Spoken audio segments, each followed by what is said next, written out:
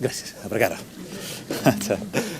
Thank you very much. This was enormously kind. I'm very grateful to everyone who brought me here, to Insper, to BEI, to Architect Futura, and so forth.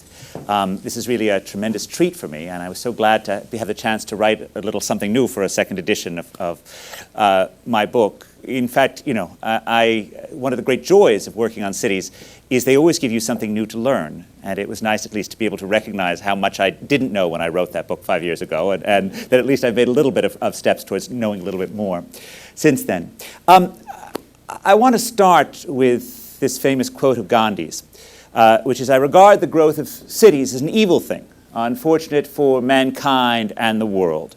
And I want to start with this quotation for three reasons. One reason, of course, is to register just how strongly and completely I disagree with this statement, that in fact on this one I think Gandhi could not have been more wrong. The second reason I want to put this up, I wanted to start with this, is that it reminds us of how deeply strong the strain of anti-urbanism is throughout the world. And I am not saying no part of this discussion should be meant to suggest that everyone should live in a city. I'm an economist. I believe in choices. I believe in freedom. I believe that great cities are archipelagos of neighborhood that give people different options about where to live. And I'm not in any sense suggesting that every human being should live in a city. But there's a lot to like about cities. And the prevailing anti-urbanist mood that you often get, right, is exactly the wrong answer. So I cannot tell you how many times I have been talking to some political leader who has said, "Oh, you're an expert in cities, that's great. Can you tell me how to stop the poor people from coming to my city? Because they're ruining it for me. They're ruining it for us." This is completely the wrong answer, right? There is no future in rural poverty, right? It is true that large-scale migration of poor people to cities creates challenges.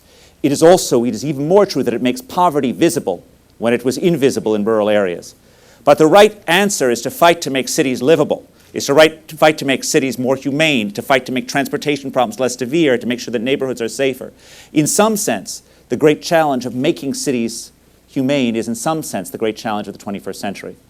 Because there is no future in anything else other than urbanization, and making sure that our cities are fulfilling their potential for both rich and poor alike is an incredibly high calling. The third reason why I put this up here is to remind us, of course, that Gandhi is not a symbol of economics by any stretch of the imagination, right? Gandhi is a humanist and is famous for it.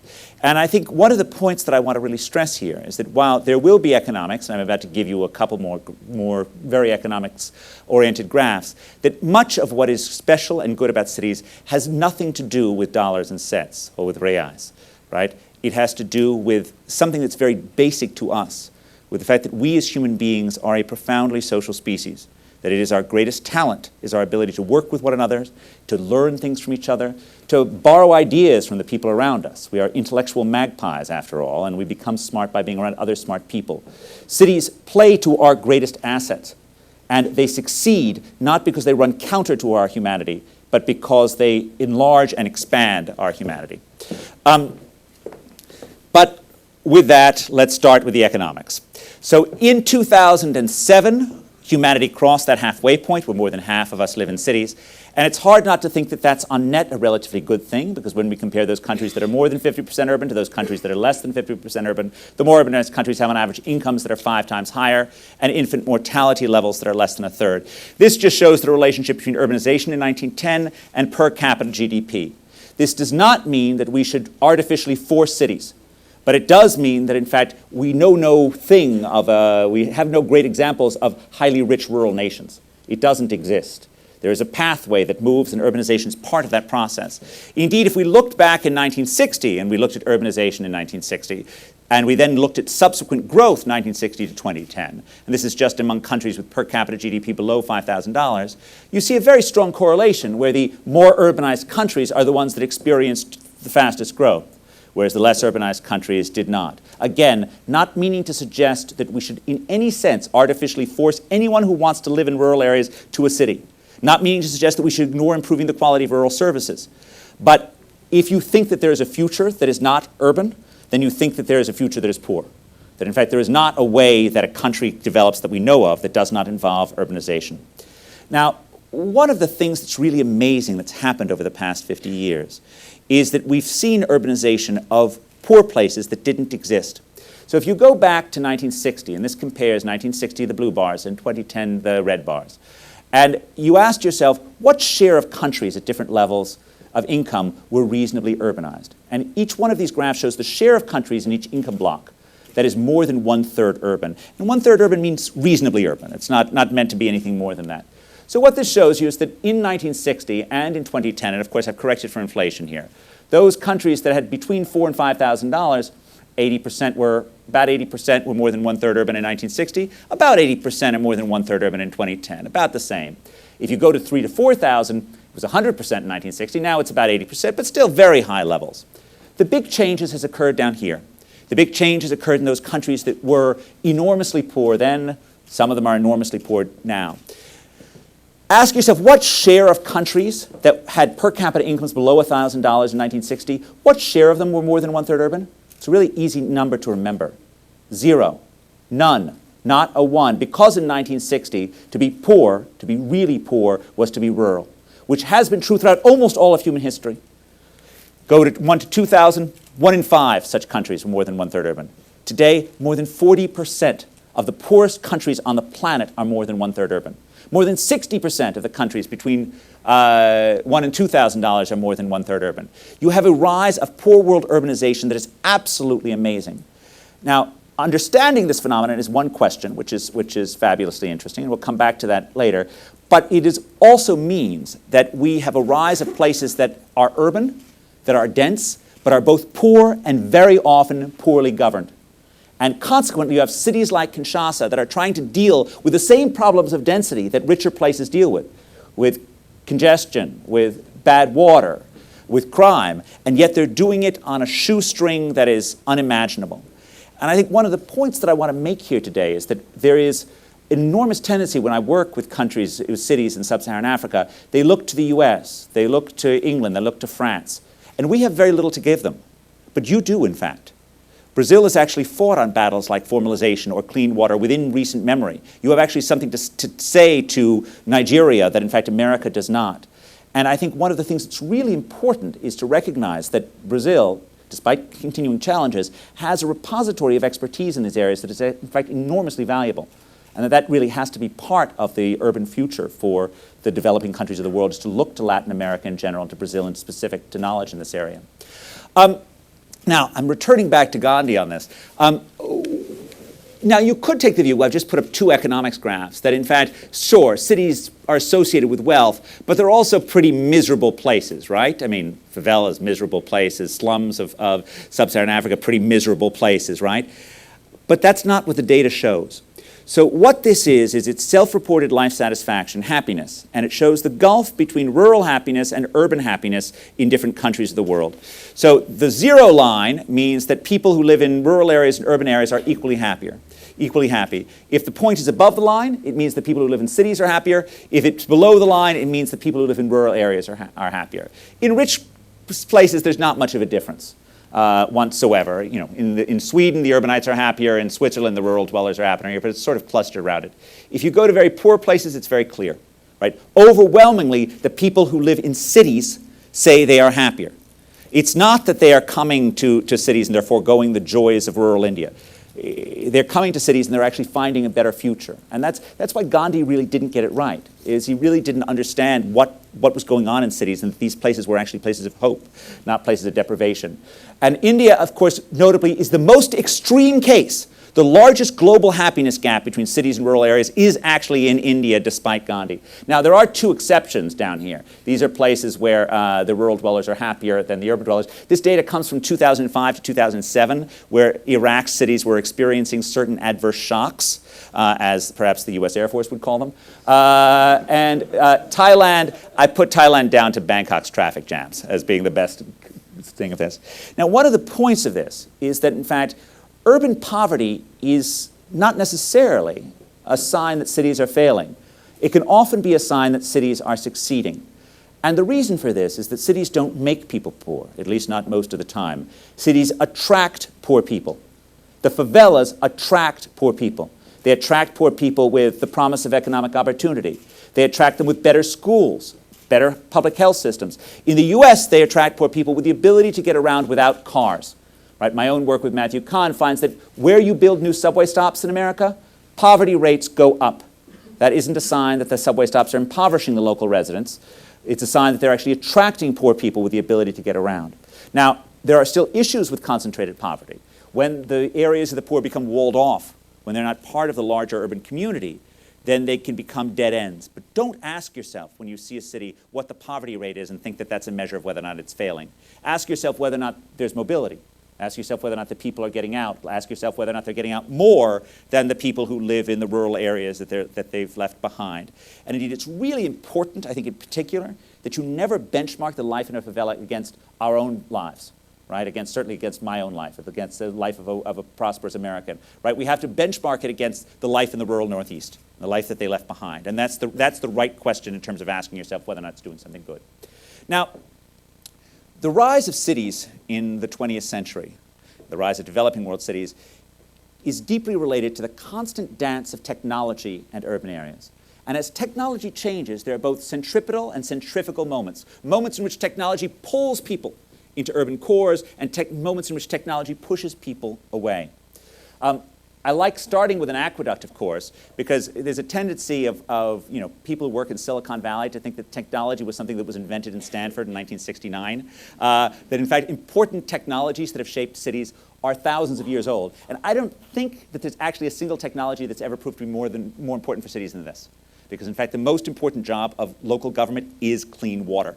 Because there is no crime wave that is more deadly than a cholera epidemic. Now, the 19th century was a great period of centripetal technologies, starting with transportation and then building up. So we pulled people towards cities. And think about a world in which, at the start of the 19th century, we had just incredibly high transportation costs. That meant that people had to live near the farms that they lived on in order to eat. Right? In 1816, it cost as much to ship goods 30 miles over land as it did to ship them across the entire Atlantic Ocean. Right? And so our cities remained small. They were tied to small waterways. Then gradually transportation costs declined, and a global economy emerged, and it was an economy that was based on a transportation network, and cities arose at the nodes on that network. Every one of the 20 largest cities in the US in 1900 was built on a major waterway. From the oldest, New York and Boston, typically where the river meets the sea, to the newest, Minneapolis, on the northernmost navigable point on the Mississippi River. Right? If we think about the cities of Latin America, they're almost uniformly having some major transportation network, whether or not it has to do with sugar or it has to do with coffee plantations. Transportation is playing a major role throughout it. And then industries come up around the transportation nodes. So this is Chicago. Right? The linchpin of a great watery arc that goes all the way from New York to New Orleans, made by canals, right, that actually connect the Mississippi River system to the Great Lakes system. And it becomes the hub for several great industries, but perhaps the one that's most famous is the stockyards. It's very similar actually to Buenos Aires during exactly the same time period and for very similar reasons, which is that you're trying to transport the wealth of the Americas, the wealth of the great farmland of the Americas to the markets of the East. And that requires transforming corn, wheat, into some other portable product. So initially in America, they transformed it into whiskey, right, in the southern Pennsylvania valleys. And that was both portable and potable and relatively durable. And then we transformed it into salted pork in the Ohio River Basin. And that's why Cincinnati grew up as America's porkopolis, a city built around pigs. And pigs, of course, are corn with feet. And then, of course, you have Chicago, which is a city built on beef. Right? And those stockyards are about taking the cows that are fed on the corn of Iowa, which walk on the hoof to Chicago, and then get slaughtered. And here's the important point. The critical element in shipping the cows is refrigeration. It's exactly the same thing as the frigorificos, which carry the beef of Argentina to the markets of the East. And the guy in America who's responsible for those frigorificos is Armour. Right? Armour is the guy who figures out, well, his engineer figures out, that you want to put the frozen blocks on top of the beef rather than below it, so the cold water drips down and keeps the beef cold so you can keep it sanitary for the march to the East. Centripetal technologies. All this transportation pulls things in around the nodes, creates the factories that cluster around the rail yards. Another centripetal technology, right? Public transportation, collective transportation. These are the horse-drawn omnibuses that enable people to still live within the city but live slightly farther out. Another centripetal technology, the skyscraper. And the skyscraper is, of course, a tall building with a load-bearing steel or cast iron skeleton. It's a new form of technology of its time, and it makes it possible to build up. Of course, it requires a transportation technology as well, which is the safety elevator. Right? So the two of them come together to make skyscrapers possible. I think one of the reasons that I like the skyscraper story so much is that it emphasizes the way that cities create things. So this building, Chicago's Home Insurance Building, is often shown as being the first skyscraper. And its architect, William LeBaron Jenney, is often depicted as being the father of the skyscraper. But of course, there's an incredibly lively architectural history debate about this. Does Jenney deserve this title? Does this building deserve this title? Because in fact, only the front two walls have a steel-bearing skeleton. The back two walls have traditional heavy masonry walls that carry the load. And there are other steel skeleton buildings that go back earlier. Think about the Crystal Palace in London 20 years before. Think about St. Augustine's in Paris in 1870, which has a steel skeleton to hold up its flanks. So steel skeletons are in the air. And so among the Americanists, at least, there's a debate. Does Jenney deserve this title? Or perhaps Louis Sullivan? Or perhaps Daniel Burnham for Flatiron? Or Adler? Or Root? Or the great fireproofing engineer Peter B. White? Now, any attempt to try and find a single parent of the skyscraper misses the point. All of these people knew each other. Both Sullivan and Burnham were apprentices in Jenney's office. They all stole ideas from each other. They all built upon each other's innovations. And collectively, they created it. Collectively, they made the city, the skyscraper work. Right? It's not about one person. This has always been about how cities work. I mean, think about Renaissance Florence. In some sense, a mundane city built on banking and wool. On another sense, a city that created magic because of a chain of creativity that starts when Brunelleschi figures out the basic mathematics of linear perspective, how to make two-dimensional spaces seem three-dimensional. He then passes it along to Donatello, who puts that idea into action in low-relief sculpture on the wall of Orson Michele, who passes it along to Masaccio, who puts it in painting in the Brancacci Chapel, that marvelous painting of St. Peter finding a silver coin in the belly of a fish. Right? And this three-dimensionality enables lots and lots of artists to figure out things. So Fra Filippo Lippi, that less than saintly monk who learns from Botticelli, who learns from Masaccio, Brunelleschi, Botticelli who learns from Fra Filippo Lippi, and so forth, a chain of genius, each of whom riff on each other's ideas. This is what cities do that matters. This is how they change the world, and they're still doing it today. In Detroit, about the same time period, a similar cluster of genius occurs around a different problem of trying to produce the mass-produced car. Now, this character came to Detroit as a young man, and Detroit was yet another inland port, and he got his start working on engines for Detroit Dry Dock. He then used his expertise to work for Thomas Alva Edison and learned a little bit from him, and then he launched himself into this fight to find cheap transportation, to create cheap transportation. But he was hardly the only person in Detroit doing it. It was not just about Ford, it's about the Dodge brothers, the Fisher brothers, David Dunbar, Buick, Ransom E. Olds, Billy Durant in nearby Flint. A cluster of genius. In some sense, it was like Silicon Valley in the 1960s, right? Smart people, all of whom stole each other's ideas, supplied each other with parts, supplied each other with financing. It was an urban innovation machine, right? And it did an amazing thing, which is to produce the cheap car. Now, in the short run, this was enormously productive. But in the longer run, the very technology that Ford unleashed was the very undoing of his city, right? In some sense, one way to think about this is that successful cities at the start of the 19th century were marked by three things: small firms, smart people, and connections to the outside world. The same three things, let me say them again since I flubbed it. Small firms, smart people, and connections to the outside world are important today. How far away from that are large vertically integrated factories like Ford's River Rouge, right? These entities don't need the city, they don't give to the city, they are part of the city. They follow the inexorable logic of cost minimization, right? And so when conditions change, like, for example, a radical decline in transportation costs over the 20th century, it just no longer made sense to put a factory next to a train stop or next to a port in the Great Lakes. And so factories left. They moved to lower cost locations. They moved to suburbs, and they crossed the ocean. The age of the industrial city in the US and in the West was brief. It came and it went, in part because heavy industry is just such a poor match for urbanization. It's just not part of the same fabric, the connections that make cities work. Producing ordinary products at a large scale is not something that cities are good at. Cities are good at innovation. Cities are good at services. They're not good at doing things that require massive amounts of space and not a lot of creativity. And so this is the cost of moving a ton of mile by rail. It declines by 90%. And so cities redefine themselves around this. they also redefined themselves around the car, right? Henry Ford's cars, in some sense, provided plenty of short-run benefit, right? Provided great wages for the workers of Detroit, provided mobility for far-flung American farmers. But on the other hand, they also completely changed the way that Americans lived in their cities. And they moved to areas that are really built around the automobile. This is actually France. This is sprawl living in France. And it's not really, sprawl is best not seen as sprawl. The important point is it's car-based living when we think about this. When you have suburbs that are still connected by public transportation, they're fundamentally urban in a different way than sprawl is. And again, I'm an economist, right? It's not that in any sense that I share the sort of common urbanist hate for the car. Right? I think that people should be free to make choices that they want. The average commute by car in the US is 24 minutes. The average commute by public transport is 48 minutes, right? It's understandable why people like their cars.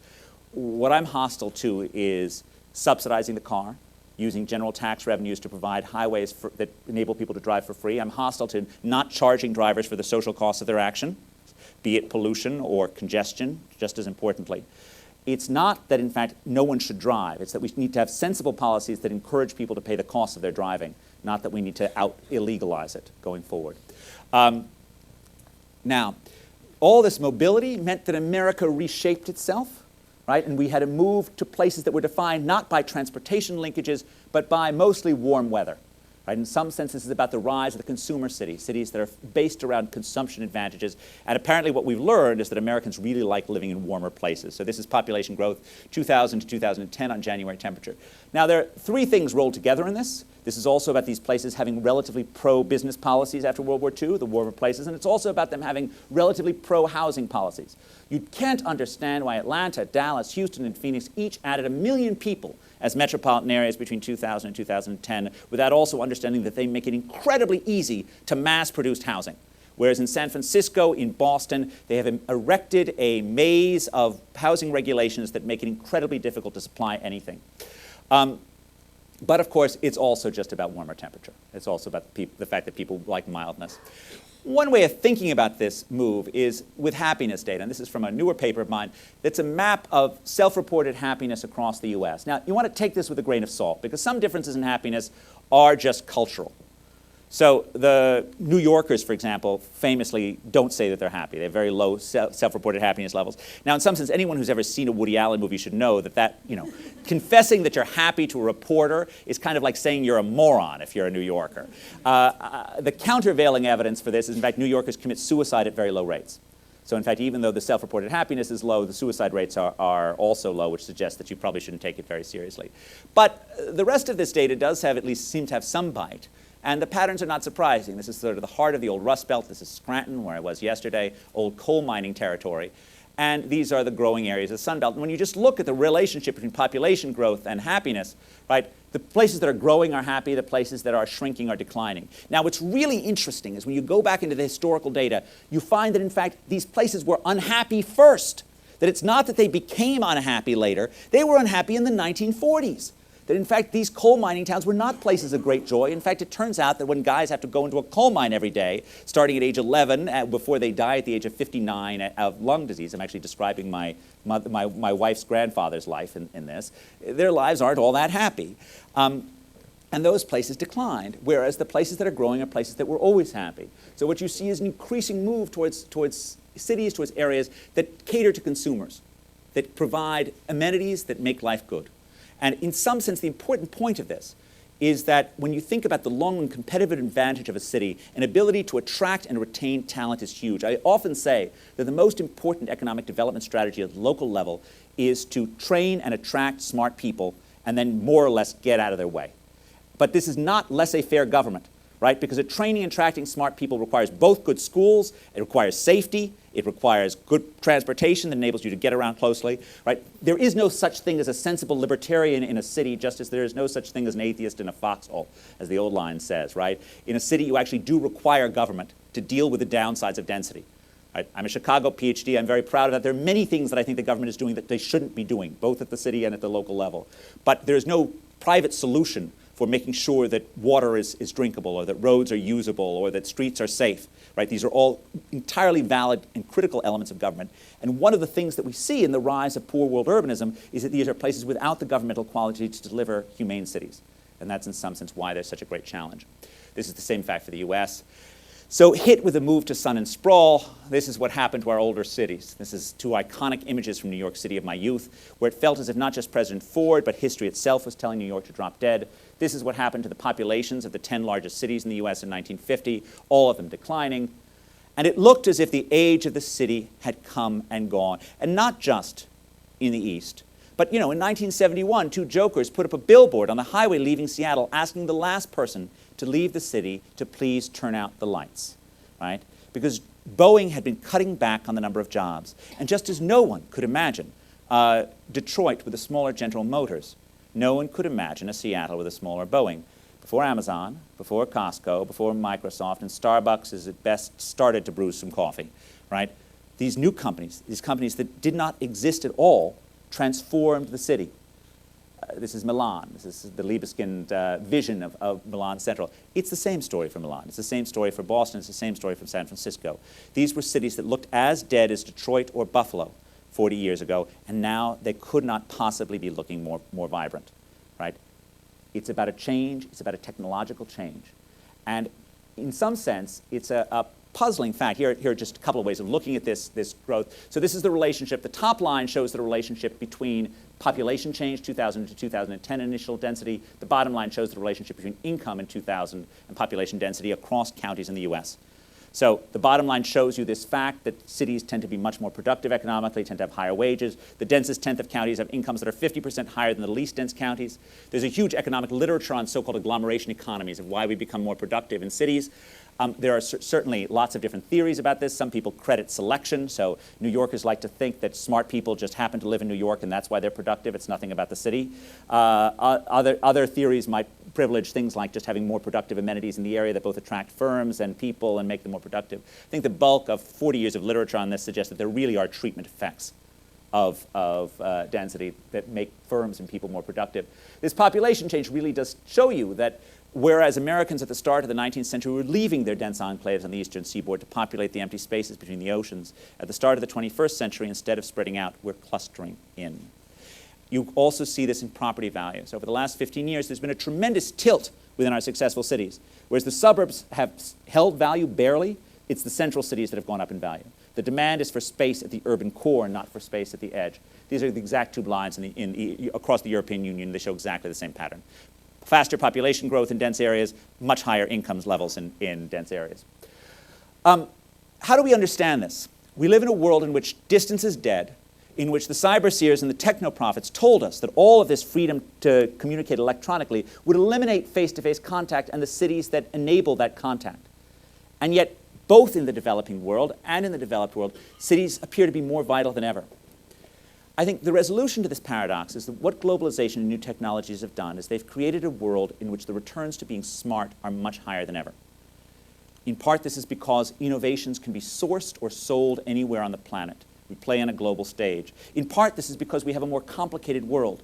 And the more complicated an idea is, the easier it is to get lost in translation. Anyone who's ever taught knows the hard part about teaching is not knowing your subject. It's knowing whether or not anything you're saying is getting through. Right?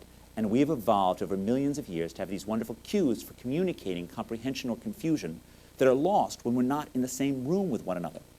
This is why face-to-face contact still matters. This is why, right, the companies, which of all the companies in the world should be able to enable long-distance work. Google doesn't say go home, right, just dial it in. Yahoo doesn't say go home. Marissa Mayer demands that people show up. She builds the Googleplex, right? They want everyone on top of each other, constantly communicating with one another. Claudio just took me to his administrative suite upstairs, right? Are they all sitting like university deans normally do, surrounded by vast oaken offices, enjoying all the perquisites of privacy that their power has made possible? Of course not. They're right on top of each other, right? They're right next to each other. They're communicating with each other because this is how information works. This is how knowledge works. And in a world in which knowledge is more valuable, connection is more valuable, density is more valuable, right? And this is why cities have ultimately come back. And this is why, of course, some cities have done better than others. Cities that are skilled have come back. This is actually just as an aside. I should have put the slide earlier.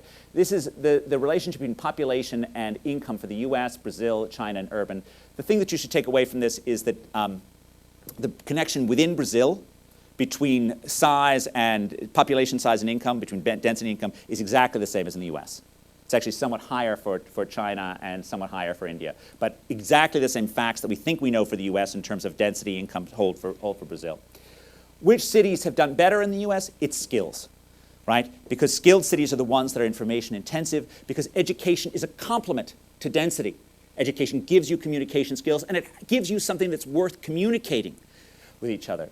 This is why skilled cities do well and unskilled cities do poorly. This is the relationship, so this shows, but just by quintile, I've separated out all the counties in the US on the basis of their skill levels, based on just share of the population with a college degree. These are the most skilled areas, population growth of about 13%. The least skilled 3/5 are about 3%. Enormous difference in population growth between skilled and unskilled places. I've done this for the US, Brazil, and India and China as well. So this is the US coefficients, and I'm sorry about this. This is new work, so it's, of course, I don't have it in a shape that's at all pretty yet. The thing that you should take about this is this coefficient is 2 in the US, and it's 7 in Brazil. This is for population change. This is 0.6, this is income change in skills. This is 17 in Brazil. Skills are really important in the US, right? This is a big relationship. They are vastly more important in Brazil. Skills are vastly more powerful as predictors of urban success here than they are in the place which we found this stuff out. This is university graduates and wage residuals. So this is looking at the share of the population with a college degree and your earnings holding your years of schooling constant. And the typical fact for the US is as the share with a college degree goes up by 10%, your wages also go up by 10%. The Brazilian number is much larger, right? That actually having skilled people around you is much more valuable. And in some sense, this just reminds us, this is just looking at PISA mass scores and log of GDP across countries, that the long-run destiny of cities, of people, of countries rests on the bedrock of human capital, right? That skills ultimately are the most important thing for the long run. Now, the thing that the urbanists must remind us, of course, even in an educational institution, is that many of the most important skills are not those that are given even in places like Insper, right? And Insper is much better than most at actually providing skills that are relevant for the outside world, certainly more so than, let's say, my own employer. The most important skills are the ones that are learned on the street, on the job, in the world around you. It's what the great English economist Alfred Marshall was talking about 120 years ago when he wrote that in dense clusters, the mysteries of the trade become no mystery, but are, as it were, in the air. This is still true in places like Silicon Valley. It's still true in places like Wall Street, right? It's still true throughout the world. And when I think about the skills that are learned, I can't think of any skill that is more important for the long-run strength and resilience of a city than the talent and inclination to be an entrepreneur. 50 years ago, the economist Benjamin Chinitz was comparing New York and Pittsburgh and noting that New York appeared to be more resilient than Pittsburgh was even then. He argued that this was a legacy of New York's industrial concentration in garments, in making clothes, because this was an industry with very few barriers to entry and very low economies of scale, and hence anyone with a good idea and a couple of sewing machines could get started, right? It was a mother of entrepreneurship, consequently. And the entrepreneurs who would start there would go on to do other things, because in some sense, entrepreneurial human capital is fungible. You would go on, you would start making garments, and then you'd build skyscrapers, or you'd start a movie studio, you'd start a bank, right? Because once you're good at thinking about what products will sell in one industry, you move on to another. By contrast, Pittsburgh had coal mines, which meant U.S. Steel, which meant company men who solved logistics problems to make the company work. Fantastically good in the short run, very good for producing profits for the company in the short run, but these guys are not entrepreneurs, right? These guys are people who are good at solving particular problems, not for thinking for new business opportunities. It is amazing, given how mediocre our measures of entrepreneurship are, that they do such a good job of predicting urban employment growth. So this is employment growth 1977 to 2010, and here my measure of entrepreneurship is just average establishment size. So 1 is the lowest average establishment size, 5 is the biggest across these areas. Huge gaps, and this is true no matter how you cut it. This is not about particular industries, this is not about particular regions of the country. Any way you look at this data, within region, within industry, any way you see the strong correlation between having lots of little firms and growth. Equivalently, you could use the share of employment in startups in initial period, which shows almost exactly the same facts. Again, small firms, nimble firms, an abundance of entrepreneurial human capital. This is the stuff of which urban success is made. Now, urban innovation also helps make cities more fun, more livable, right? And this is happening around us in areas all the time. So this is Zipcar. And Zipcar bills itself as being about the sharing economy, as if that's something new. Cities have always been about sharing. What is an urban restaurant other than a shared dining room, a shared backyard? What is an urban park other than like a shared yard? right? Cities have always been about sharing. It's one of the things that's wonderful about cities. But the difference is that technology lets us share more things. So why couldn't you have Zipcar in New York in the 1970s?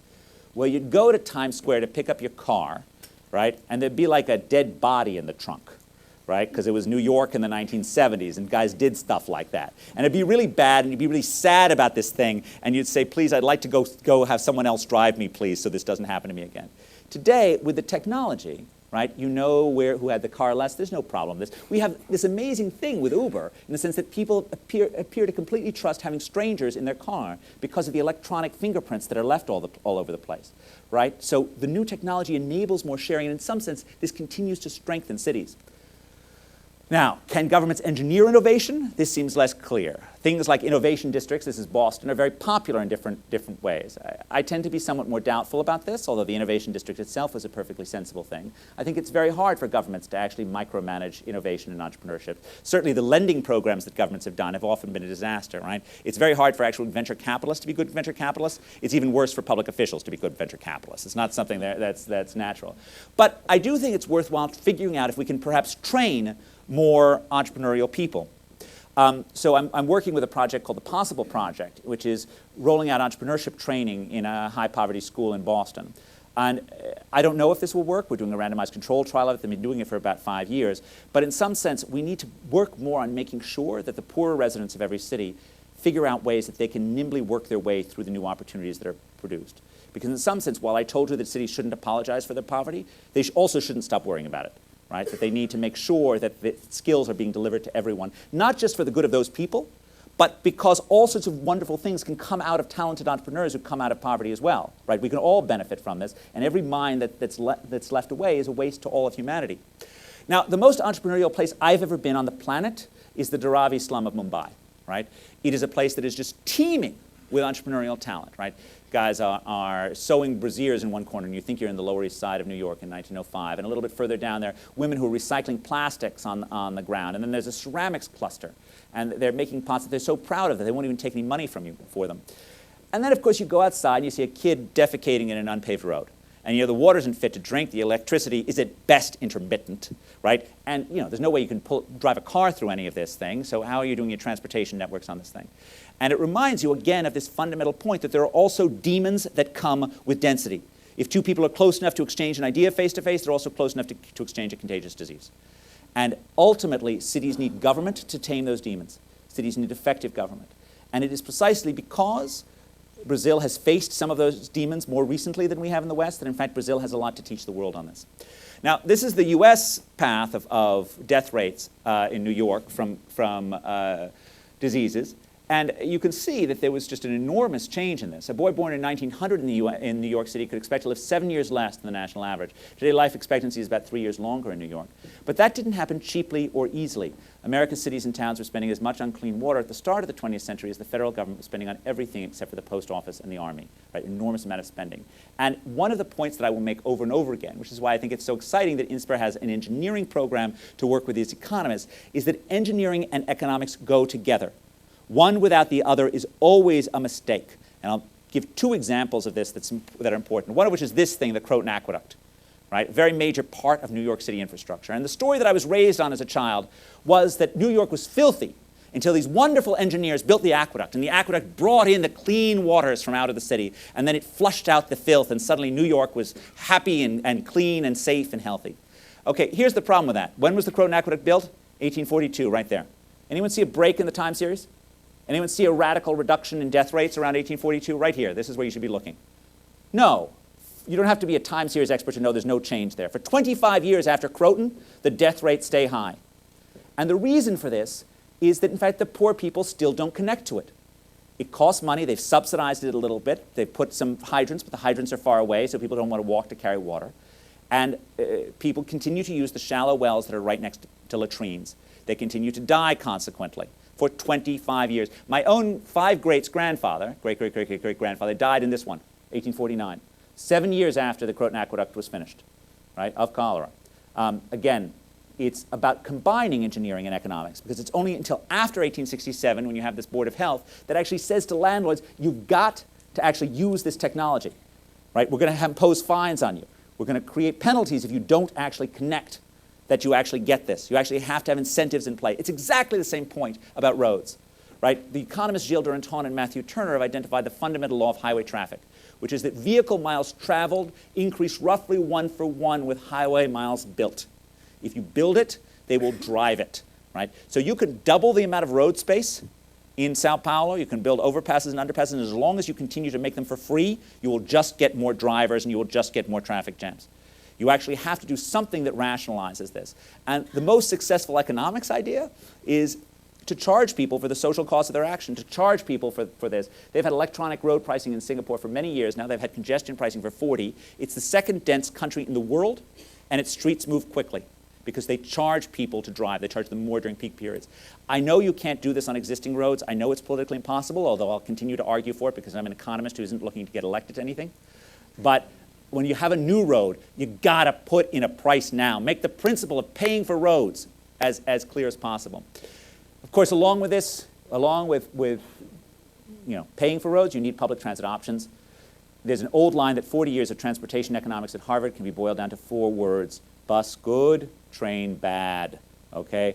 Curitiba, bus rapid transit, it's a great system. And it's the system that's right for most of the developing world. And it needs to be one in which, the gospel needs to be preached. Crime, again, this was New York's homicide rates. There's a lot to be, the literature on crime and punishment is building, and I think I want to sort of highlight just one thing that we know from this, which is the rise of community policing involved to mean 2 different things. So community policing is in New York came to mean a very tough form of policing as associated with Ray Kelly. Use of technology, use of arresting people for minor crimes, and sometimes that's necessary. Right? Sometimes it's necessary to be tough to keep the city safe, but it also creates terrible human costs while doing so. And while certainly technology that measures crime is vital, it rarely is the answer to itself. And again, this sort of emphasizes that there's a human element to everything. There's another version of community policing, which is connecting with the community, which is buying trust. And that's the Boston version that's associated with Ed Davis. This is Ed Davis after the Boston Marathon. He's the former head of the Boston Police Department, which is about building trust with the community. Right? And this was really shown in evidence. They had some Occupy Boston, Occupy Wall Street movements, and these guys totally screwed it up. They had this harsh attitude towards the protesters. It got very ugly. It was brutal. Boston had none of that. And you know why? Because they had social skills that they had developed over time. The first thing the Boston police did with the protesters, they bought them coffee and donuts. Because that's Boston, right? That's what they do. They buy coffee and donuts. The critical thing to make policing work is to actually build trust with the community. It doesn't work if the police are seen as being an occupying army. Now, I'm going to skip over this, but this is a story that my teacher, Jose Schenkman, likes to teach, which is that one of the things that's really important in crime, in drugs, is to make sure, and this is a story that's told about decreasing homicides in Rio, is making sure that crimes are sold by the dentist model drugs are sold by the dentist model rather than by the supermarket model. And the idea here is that any commodity can be sold anonymously in a place. So that's a supermarket. I go to the supermarket, I don't care who's behind the thing, I buy the product, I take it to them. Or it can be sold by a professional in a personal relationship, right? This is someone, I've got a dentist, I go to the dentist. If someone else were there, I wouldn't open my mouth for them. I'm not going to do it. Okay, this model is a recipe in the drug markets and illegal markets, is a recipe for violence. This one is not. Okay, if you have space that is recognized as drug markets, then there will be battles for control over that turf, right? Because it comes with money. If all the relationships are personal, meaning dealer to user, right? You can't just kill a dealer and get all of their clients, right? So one is a recipe for violence, the other one is not. So pushing drugs markets, not to try and sort of in US fashion to pretend as if somehow they were going to eliminate the human desire to use drugs, right, in some quixotic attempt, but just making sure that drugs are sold by dealers, not by in open public spaces, seems to have very significant effects on crime. We've seen this in New York as well. Finally, let me just make 2 other points and then I'll end. When it comes to the physical city, and again, cities are at their heart. Cities are people, not structures, but cities desperately need those structures in order to survive.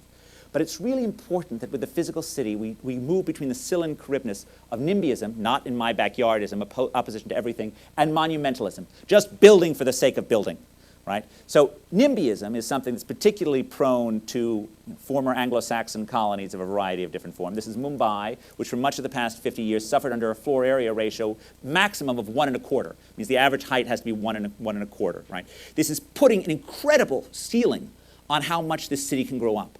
It ensures the city grows out. It ensures the city is far too expensive, right? It doesn't prevent the growth of Mumbai. It just ensures that the growth of Mumbai is utterly dysfunctional. Of course, this is Astana. This is another example, which is you just build structures because they're beautiful structures. And far too often in this world, we see city leaders think that building structures is the only thing that you need. It's part of what you need, but they need to be humane. They need to be dedicated to the needs of particular people, not built on their own. Jane Jacobs got that point more than anyone else, that structures needed to be humane, but she also veered a little bit too much into the NIMBYist category. And this came from her passion for historic preservation, with which I somewhat agree. My father was an architectural historian, right? And I believe that many of our older buildings are treasures just as precious as any of those hanging in any museum. But on the other hand, cities need to be, free to change and to build. And in some sense, some of the most exciting architectural moments are those in which there's a dialogue between an architect of the present and an architect of the past, right? And Jacobs took the view that, she strongly supported historic preservation, pretty much always and everywhere, and argued that, this was not just about creating an aesthetic link to the past, but also about promoting affordability. Because she looked at old buildings and noted that they were cheap, and new buildings and noted they were expensive, which led her to conclude that the only way to preserve affordability was to make sure that no one built any new buildings on top of old buildings, right? This is not how supply and demand works, right? If you have an expensive town that you cannot build on, you risk turning it into a boutique town that's affordable only to the wealthy. You do not need to look further than her own home district of Greenwich Village, which she fought so hard to turn into a preservation district, right, to see what happens when you do that. This was an area that was affordable to middle-income people in the 1950s when she lived there. Now townhouses start at $8 million because it has been frozen in amber for 40 years. Now, I love Greenwich Village. It is a tremendously fun and beautiful place to be. It may well have been the right decision to preserve it as a historic preservation district, but don't tell me it's a recipe towards affordability, right? Because it's not, right? There are trade-offs on this one way or the other, and we cannot make good policy on this unless we recognize that there are trade-offs. This is declining production of housing in New York. This is rising prices, right? There are no repealing the laws of supply and demand. One of the reasons why I think that cities need to build is that they also are the solution, or part of a solution, towards an environmental problem.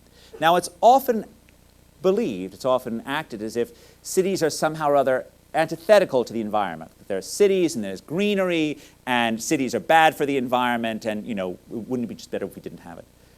There's an element of this that is true, that in fact, rural poverty is actually pretty green. And in fact, if you look at traditional agriculture, it's actually, pretty green. It's also incredibly poor, involving incredibly short life expectancies and conditions that we should not wish on anyone. But when countries get richer, they face a choice. They face a choice between higher density living and lower density living. And there's a substantial difference in the greenness of these two options. And I like to make this point with an anecdote about a young Harvard College graduate who, in a beautiful spring day in 1844, went for a walk in the woods outside of Concord, Massachusetts. And he did a little fishing, and the fishing was good because there hadn't been much rain lately. But he came to cook the fish into a soup. And as he cooked, the wind flicked the flames to the nearby dry grass. And the fire started, and it spread, and it spread. And by the time it was done, it was a raging inferno. It was an inferno that had wiped out hundreds of acres of natural woodland. A whole natural ecosystem had been destroyed by the carelessness of this young man. In his own day, he was castigated as an enemy of the environment. The Concord Freeman, the local paper, called him a flibbertigibbet. I have no idea how anyone could translate that into Portuguese. But he was a flibbertigibbet, which was pretty bad. And indeed, it's hard not to think they were right. I don't know of any young man in 1844 who did as much damage, living in Cambridge or Boston, who did as much damage to the environment as he did. Now, of course, he is today revered as the secular saint of American environmentalism. His name is Henry David Thoreau, and his book Walden preaches a gospel of what a wonderful thing it is to live surrounded by nature. Now, it might have been wonderful for Thoreau. Maybe he enjoyed burning down all those woods. But I take his life to have a different moral. I think Thoreau's life teaches us that we are a destructive species, and that if you love nature, you should probably stay away from it so you don't cause it so much harm, as indeed Thoreau should have done a lot of good to nature by staying away from it. Now, I know of what I speak because when I started acquiring small children, I moved from about here to about here, not far away from Thoreau did, and I started doing almost as much damage to the environment as Thoreau did, what with the driving and the home heating and all this other stuff. And this comes from work together with UCLA environmental economist Matthew Kahn, and we measure up carbon emissions associated with living in different parts of the country. And basically what we find is the places that look green are brown and the places that look brown are green. And the reason for this is driving distances, typically. Americans, even in dense areas, actually are not taking a lot of public transportation outside of New York. But they are driving substantially shorter distances. And they also are holding income and family size constant, living in much smaller units. Right? And between these two things, it's associated with much less carbon. One way of thinking about this is if the great growing economies of India and China alone see their per capita carbon emissions rise to those seen in the sprawling United States, global carbon emissions go up by about 130%. 130% just from that increase. If they stop at the level seen in wealthy but hyperdense Hong Kong, global carbon emissions go up by less than 30%. Right? So there's a huge difference associated with these economies evolving in one way rather than another.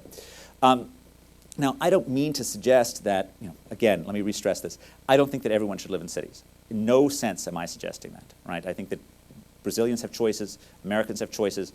That's the way things should be. But I do think we want to make sure that we have policies that don't artificially push people away from cities. We don't want policies that make it impossible to build or difficult to build in urban areas. We want to make sure that people can build spaces. Every time you say no to a new apartment that's being built, you're saying no to a family or a person who wants to find their future in the city. You're making life more expensive for the people who already live in those cities. You're saying no to the opportunity of something magical happening in the urban areas. Every time you subsidize driving, every time you don't charge people for the congestion that they create, you're both making the city dysfunctional and you're pushing people artificially away from it. And I think most importantly, right, for the long-run future of Brazil's cities is to focus on the human capital that is ultimately the life's blood. And I think this is not just about formal education, but it's about thinking about more creative ways, like these projects in inner-city areas, to actually try to train people to be entrepreneurs, to do other things. It's as long as they are competitively provided, evaluated with randomized controlled trials, right, and then the big ones grow and the short ones shrink, you're enabling cities to use their natural advantage of competition and innovation to become better, to become fairer, to become more open. And I think ultimately, right, despite all the problems that currently exist in your country and in mine, I cannot help but look at the track record of humanity in cities and not be enormously hopeful. Because our species has been doing miraculous things when we come together, when we learn from each other in cities for thousands of years. I continue to believe that that will happen and that marvels will continue to come from people when they're connected with each other in urban areas. Thank you.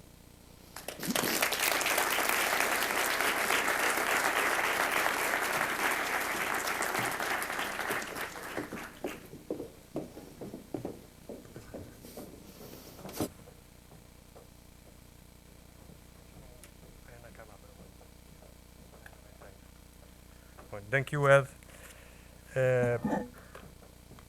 Nós vamos fazer agora a passagem de um breve vídeo feito pelo Silvio Barros, que foi prefeito de Maringá entre 2005 e 2012 e coordenou a participação da Frente Nacional de Prefeitos na Rio+20.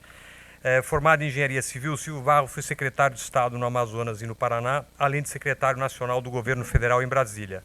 Foi secretário de Planejamento e Coordenação Geral do Governo do Paraná e atualmente é pré-candidato à Prefeitura de Maringá. Maringá é uma cidade de referência, nós no Arquifuturo temos acompanhado muito por causa do CODEM.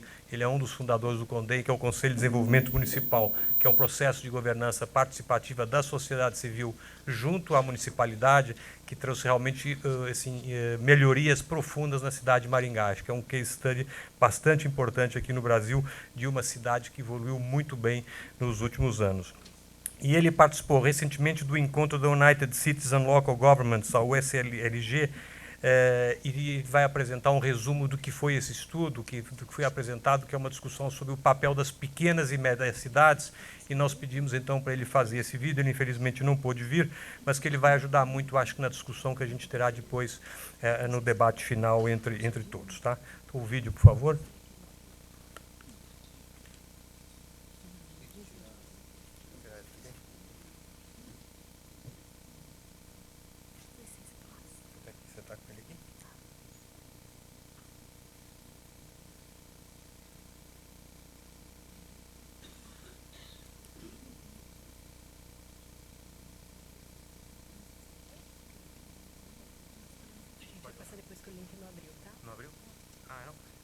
Nós vamos fazer uma inversão aqui, o link não abriu, então nós vamos fazer, eu queria chamar agora aqui o palco que vai vir, a Ana Carla Abrão.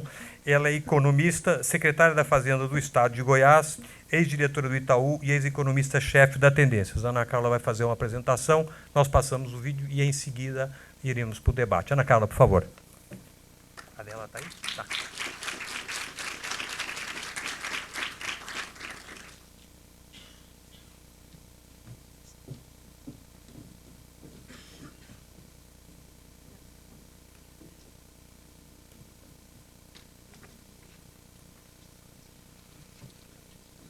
Em primeiro lugar, queria agradecer aqui a Marisa, Tomás, Cláudio, Marco, Sérgio, pelo convite. É sempre um prazer estar aqui no Insper. E aí aproveito para já cumprimentar os times aqui do Insper, do Porquê, da BEI e do Futuro.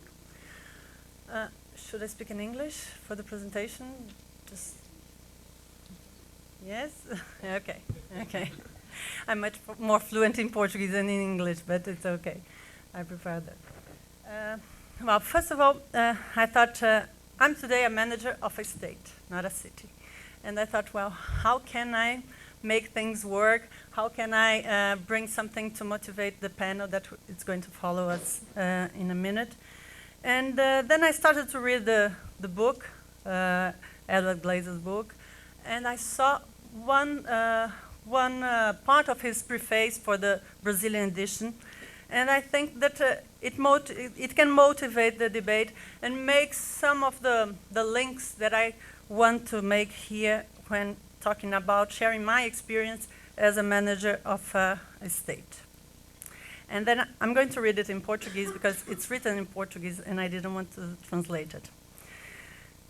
Well, eu deveria ter escrito mais um capítulo sobre a dificuldade de governar uma cidade. O economista parte do princípio de que, uma vez conhecidas, as políticas certas serão implantadas.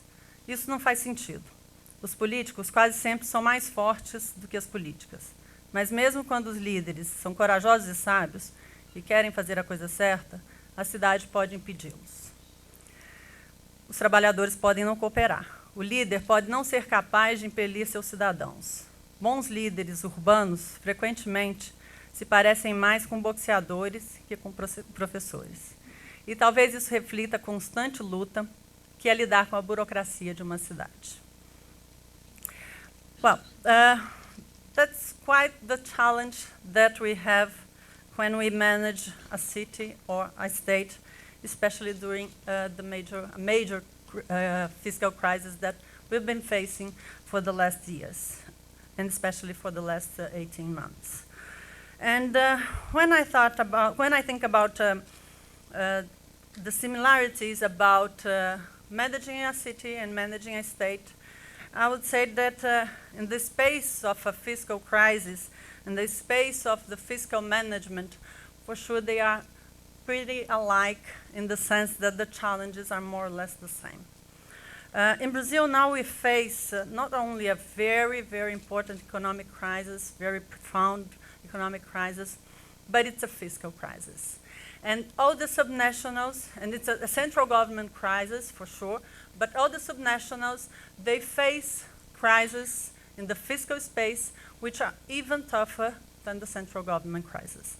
And if I'm nowadays in a state that is now surrendering, now starting to have a more equilibrium, a more balanced situation, for sure the cities are living in a world, are facing a situation which is much more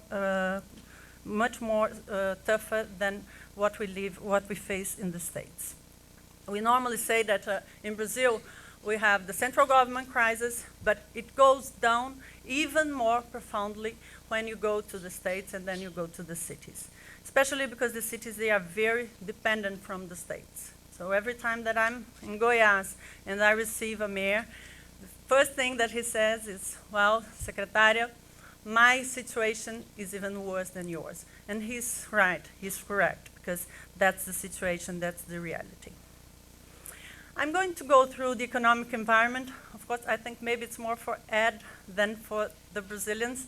We know what we are facing, we've been living, and we've been going through during the last 18 months. But I think it's important just to set the scene. That's what we've been living, and that's what the country, the states, and the cities have been facing. Then I go through my experience in Goiás, and at the end we can talk a little bit about the central government bailout that we just got to in the last week. Well, the economic environment, that's what we've been facing.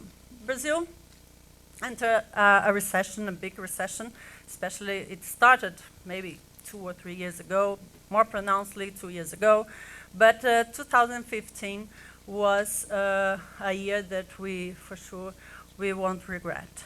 The blue line is GDP growth. The yellow line is Goiás GDP growth. Goiás is a state which is it's a very particular economy, so we suffered a little bit less than Brazil suffered, but even though we suffered a lot during the last year.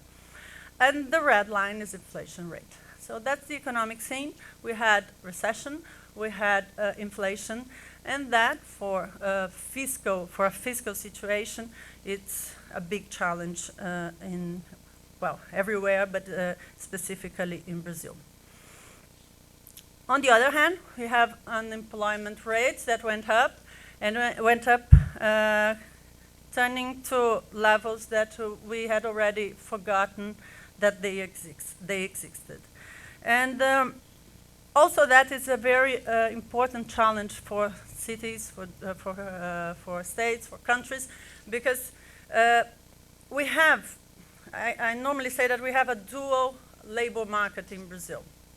We have a labor market which is free, which is the private one. We have a labor market that is linked to the public sector, where stability, all the jobs are protected.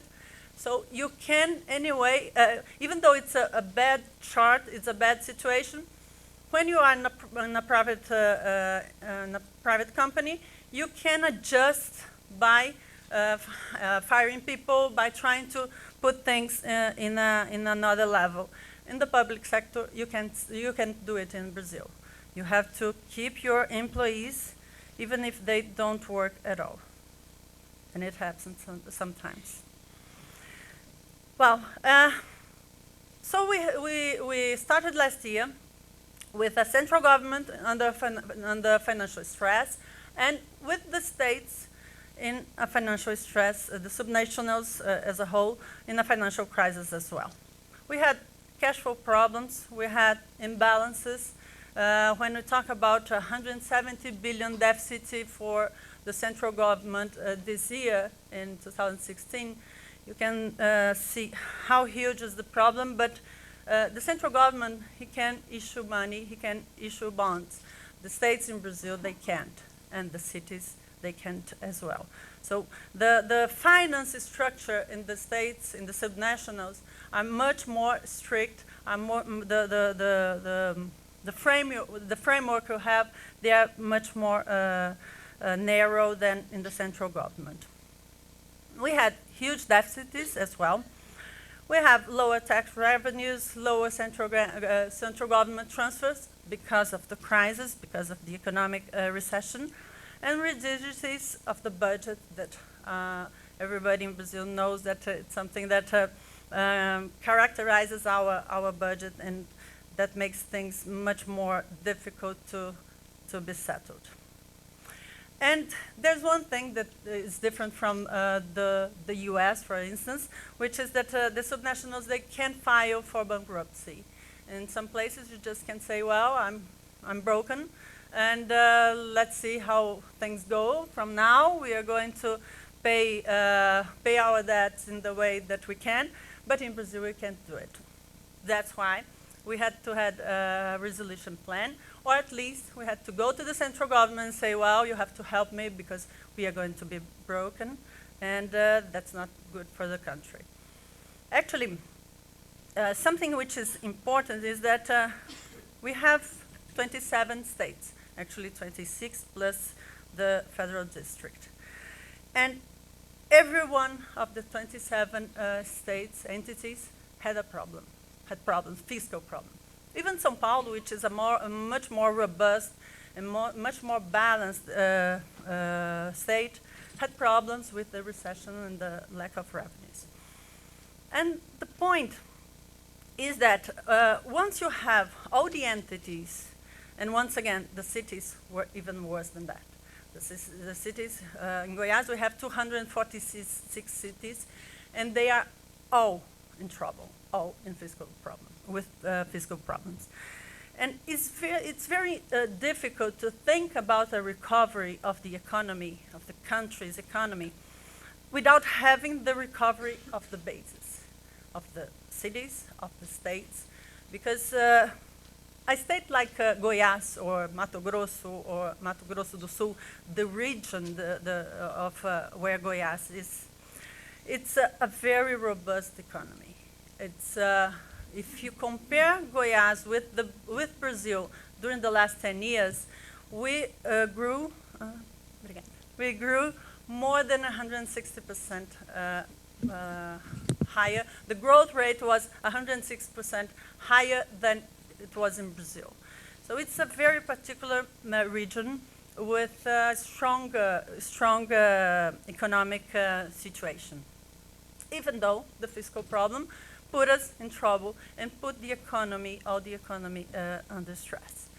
And when you say, well, but if we have 27 states, 27 subnationals with problems of growth, with problems of recovery, how can you expect that the country will recover? And that's more or less the discussion that we had with the central government, and we, at the end, we got to a bailout plan that I will talk about later on.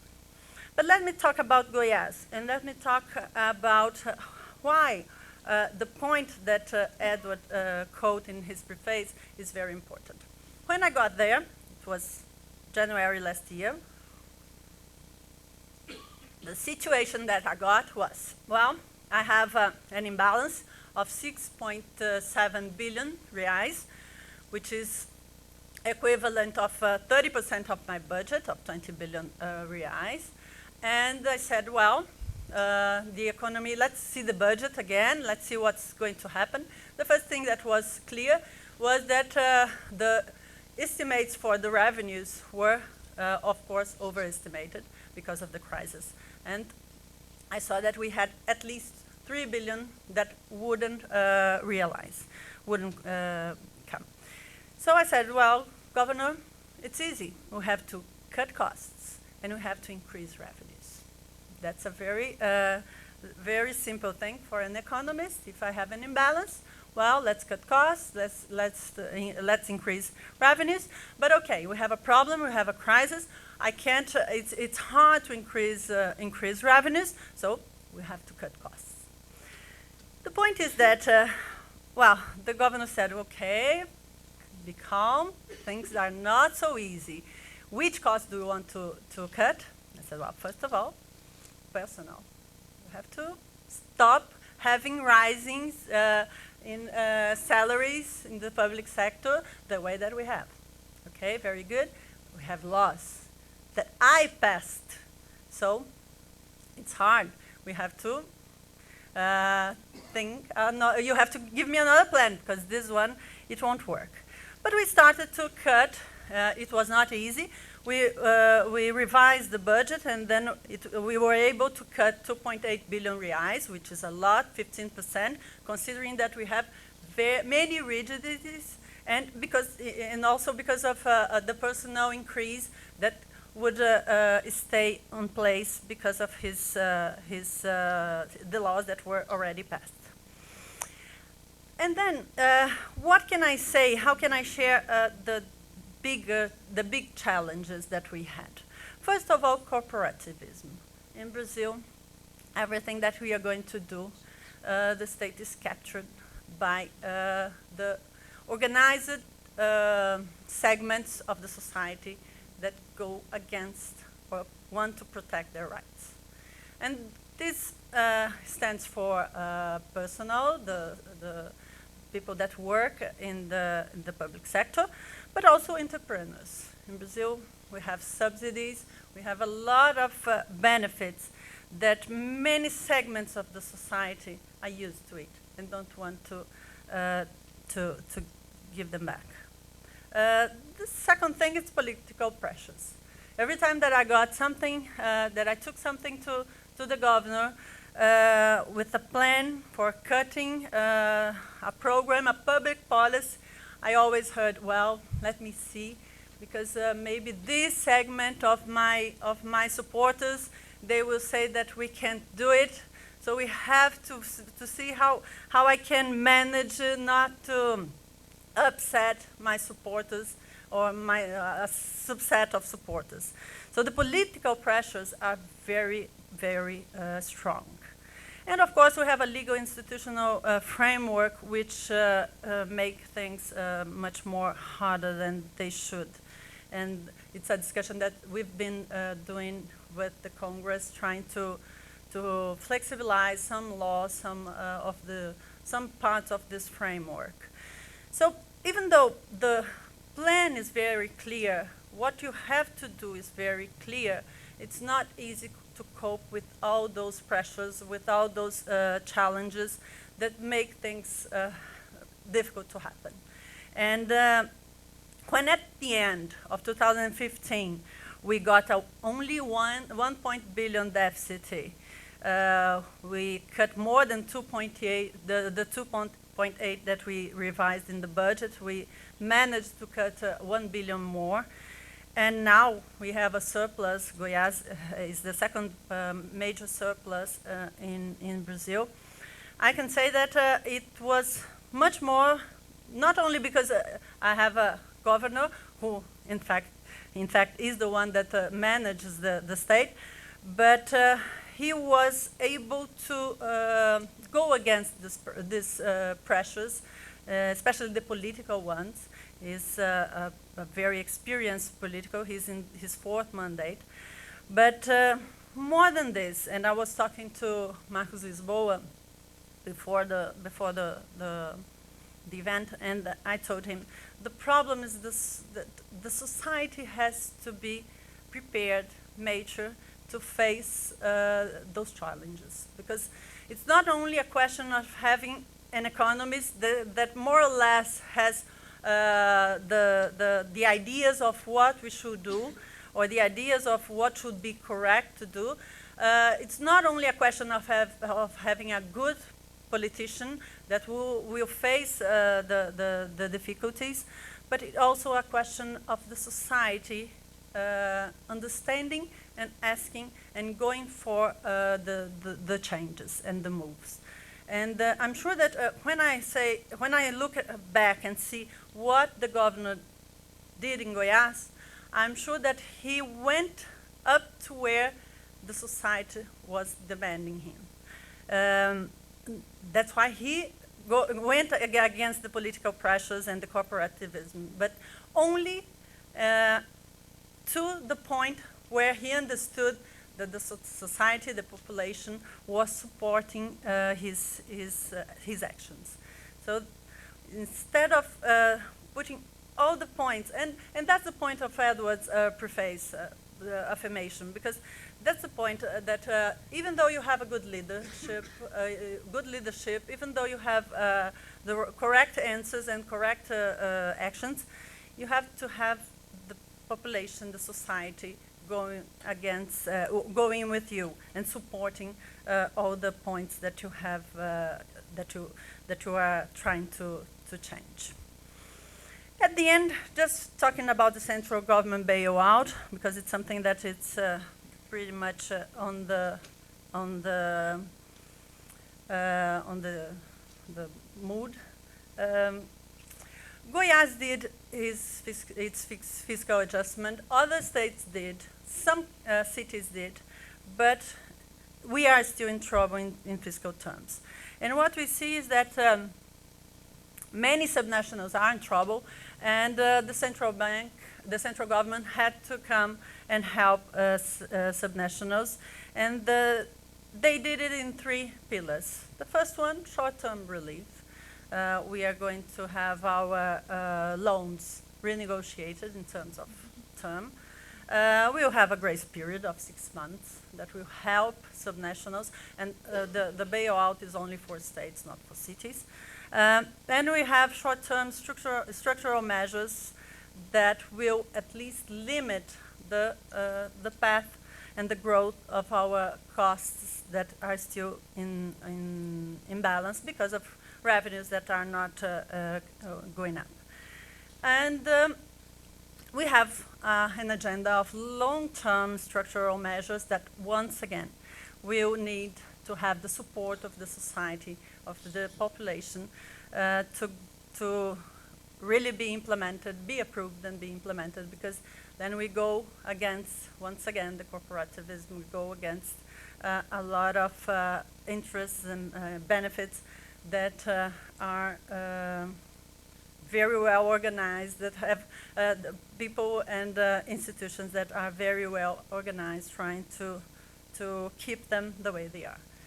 So that's the point. That's the motivation for the panel that we are going to talk about, discuss now.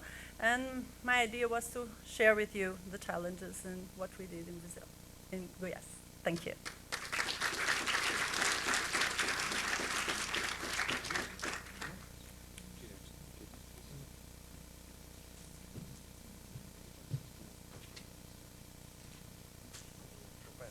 Então, nós tivemos um problema com o vídeo, ele não está abrindo, então nós vamos pular essa coisa do Silvio de Barros. Depois nós publicaremos aqui no site do Insper e no site do Arco Futuro, fica disponível.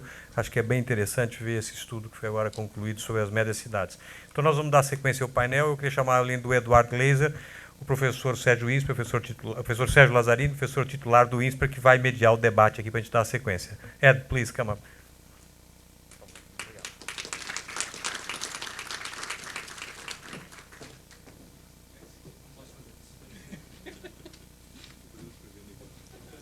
It was great. Thank you for doing it in English, too. It's out there. It's that.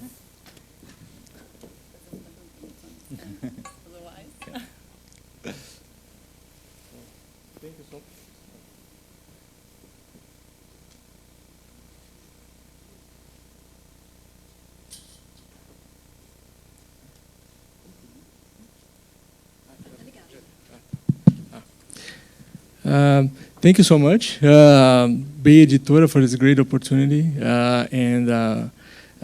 so Professor Glaeser and Ana for nice presentations. And here we have a debate, and I'd like to invite some questions from you.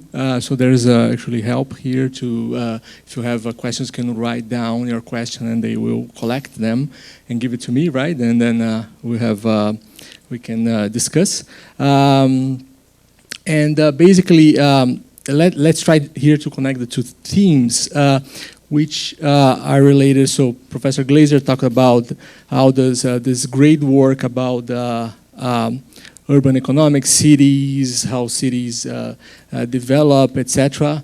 Ana talked about more about this economic and fiscal issue, this challenge to fund new things, new investments. And as it turns out, also with Be Editora, we just a little bit of advertising. We edited a small book called Funding Urban Innovation. It was last year, right? And actually connects the 2 topics.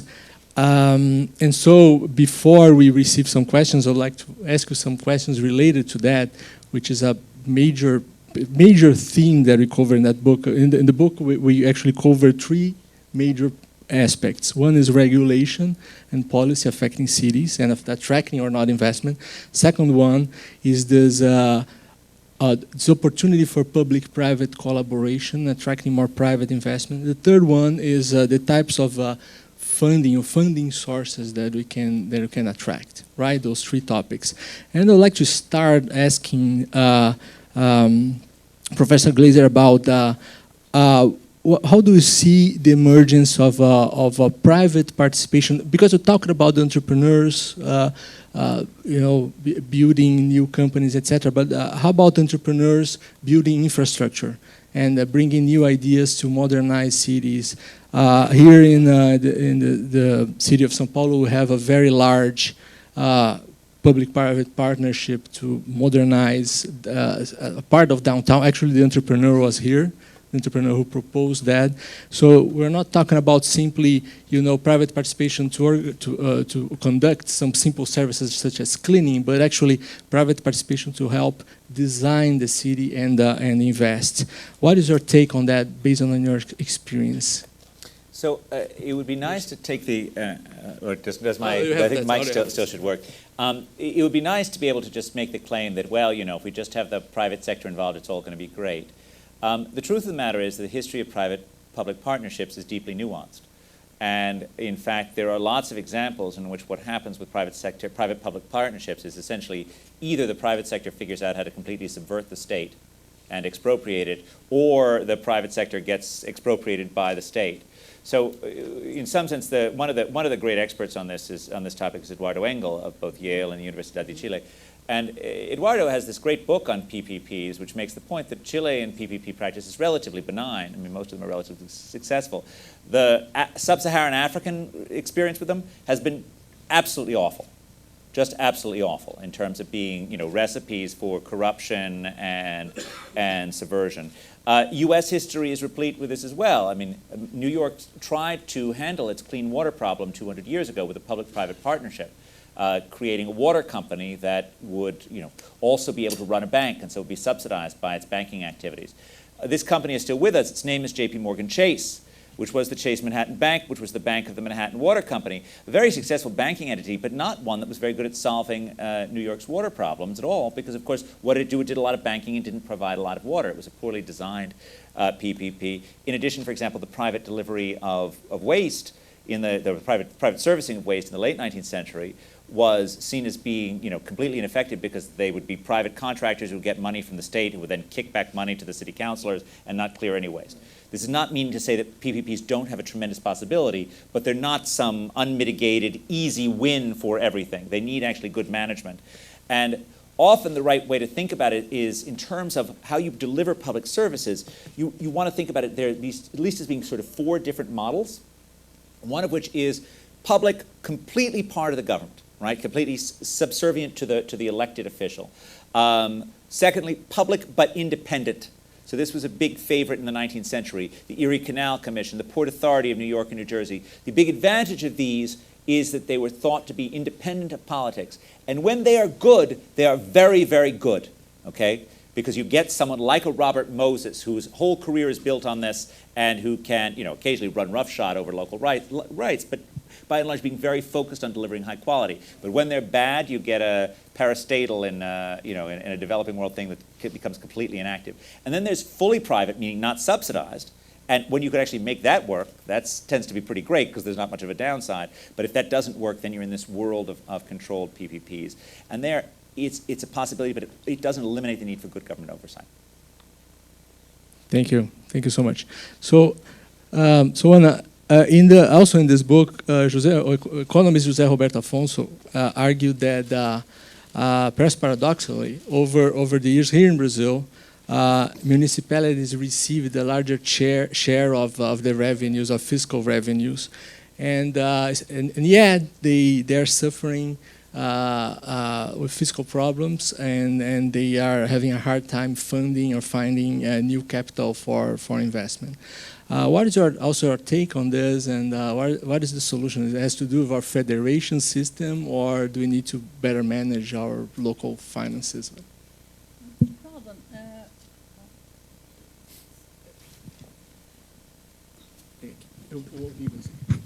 Okay. Well, just to make a point on the PPP point, I think in Goiás we tried. We tried many models of PPPs, and it didn't work. And especially because of the crisis, of course, because we don't have funding, and the state part of it we don't have space, fiscal space for for getting money from not the central government or from a financial institution.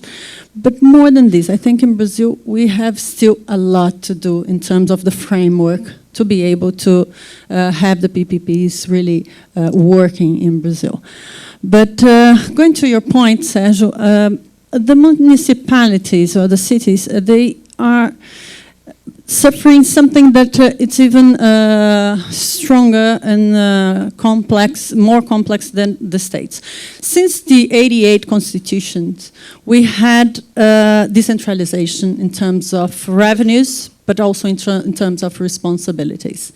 And what happened since then is that even though the revenues were decentralized and the responsibilities came to us, states and cities, these responsibilities, they started to become even higher and higher and more costly than they were in the past. And the revenues, they didn't come in the same path.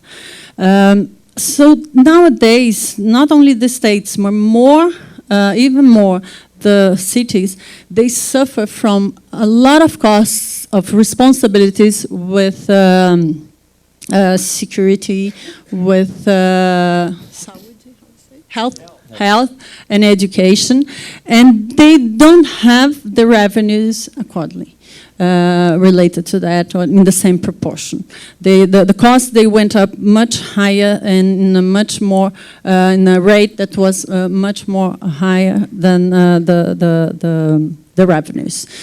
So I think it's not easy. It's easy to see that they received a big part of the revenues, but they also received the responsibilities. And the responsibilities now are much more costly than they were in the past.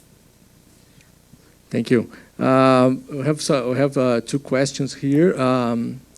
So first, Professor Glaeser, how do you see the dichotomy between cities are becoming denser, and at the same time, people are have this trend towards more natural way of living, organic food, raising food inside homes. Now it's fashionable to have gardens on the top of your building and common areas, etc. How do you see this? I don't see it as being a conflict. I mean, the desire to have green things in cities is entirely natural and entirely understandable, right? I mean, the fact that you like a park, the fact that you like having some greenery on the roof, that's a completely natural thing. And a wealthier and more educated planet's going to want more of that, and that's fine. We do have to draw the line at actually livestock in dense urban apartments. We really don't actually need pigs running around in the. But as long as it's greenery, that's good. And it's an attempt to sort of get both things. I mean, get the pleasures of having beautiful trees, beautiful greenery at the same time you're enjoying the fruits of being next to other human beings. And I think that's a trend that will continue. I think. Thank you. Would like to say something about this?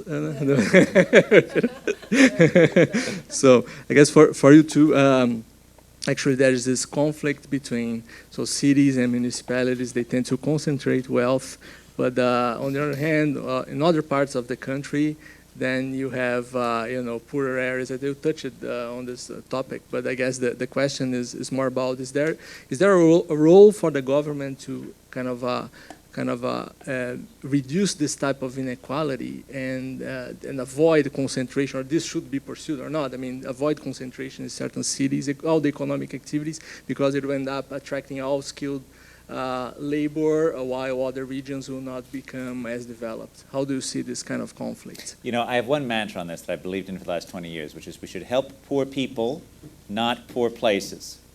We should focus on actually making sure we're reducing economy in the nation as a whole, not particularly making sure that any one area gets stuff just because it's from the one area. People are moving to a particular area because it's productive, because if it has opportunity. You shouldn't try to turn that off. What we should worry about in terms of the areas that are left behind is, are the kids growing up there, do they have decent schools? Do they have decent opportunity for themselves? But there's no reason to try to artificially force people to live in one area, and certainly not to artificially stop the growth of other areas. In some sense, I think of the national government's position with localities as being somewhat similar to that with the national government's position with individual firms, right? You want to allow firms to compete, you want to create a good level playing field for all of them, and you want to get out of the way. The same thing is basically true about space, right? You know, the right world is one in which you have a national government that sets up the rules, that has a basic system, and then let these areas compete. Make sure you have a person-based safety net. Make sure you help poor people, but if an area, you know, is doing poorly, then you shouldn't try and artificially boost it. Yes, I think I'm going to say to Ed that he needs to write not another chapter but another book, because I think management in all this, it's the main thing. Even going back to the question that you made before, because even if you have the revenues, if you have the responsibility and you have enough revenues for this responsibility, if you don't have management skills, it won't work. And we can see that in the country, we can see that in states, but mostly in cities where the problems are very close to the citizen. So you have to have management skills to be able to cope with those problems, and even the safety net. If you don't have a good management, you won't be able to put it in place. I think this is absolutely right. And the only thing I can say in my own defense for why it doesn't play a larger role in my book is that I'm an academic economist, and actually running things is not something that I've done. But it's so clearly correct that in fact public capacity, managerial capacity, is incredibly important in getting things done. I think you see over and over again in this world mayors who are elected with bright promises, mayors who actually mean to fulfill those promises, right? They're absolutely, you know, good-meaning people, and yet they find themselves completely unable to deliver. And sometimes it's about a lack of managerial capacity, but the truth of the matter is in some cities, even Jack Welch himself, were he made, you know, mayor of this place, would be unable to deal with just the level of institutional barriers towards getting anyone to do anything on this thing whatsoever. And how to build this then? Is there any kind of way? Well, my favorite story was given to me by the woman who runs Kampala in Africa, who I asked her, how in the world, you know, Africa is notoriously difficult for unionized workers, getting anyone to work for city government. And I asked her, how is it that she got her city working? How is it she's famous for being one of the great city leaders of Africa? And she said, well, it was easy. First, all you do is you just fire everybody. First thing is fire everyone. And then you have to hire back one by one by one. And yes, there will be car bombs, but don't worry about that. You can survive the car bombs. You just have to get through the car bombs. I don't know how many people have as much courage as she did on, but this. But you cannot, right? I totally do agree. Unfortunately, I can't do the same. Right.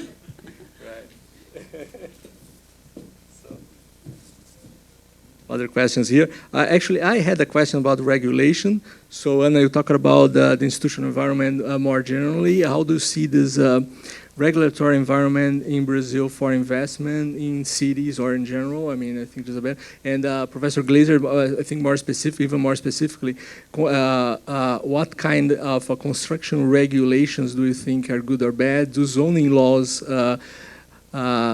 restrictions to skyscrapers, I mean, you know, parking spaces, etc., make sense? Concerning the investment, well, that's a very good point, because considering that we've been facing a huge fiscal crisis, subnationals as a whole, cities and states, they don't have money for public money for investments.